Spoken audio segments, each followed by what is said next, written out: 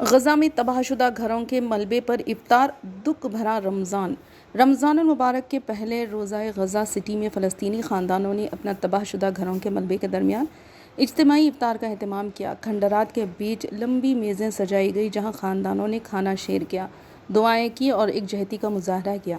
پس منظر میں ہلکی سجاوٹ اور مذہبی نغمات بھی سنائی دیتے رہے۔ مقامی رہائشی محمد الداد نے کہا کہ ہم نے اصرار کیا کہ اپنے تباہ شدہ گھروں کے سامنے ہی افطار کریں۔ ان کا کہنا ہے کہ یہ اقدام نقصان اور غم کے باوجود حوصلے، ایمان اور کمیونٹی کے ساتھ جڑے رہنے کی علامت ہے۔ دوسری جانب المواسی کے علاقے میں خیموں میں مقیم بے گھر فلسطینی خاندانوں نے بھی انتہائی کم پرسی کے عالم میں رمضان کا آغاز کیا۔ 11 بچوں کے والدین نے جو اسرائیلی فوجی کارروائی کے بعد بے گھر ہو کر خیمے رہنے پر مجبور ہو گئے، انہوں نے بتایا کہ اس سال رمضان خوشیوں کے بغیر آیا ہے۔ انہوں نے کہا کہ جنگ سے پہلے ہم رمضان کا استقبال خوشی سے کرتے رہتے ہیں، بچوں کے لیے مٹھائیاں اور خصوصی کھانے ہوتے تھے، مگر اس سال کوئی خوشی نہیں۔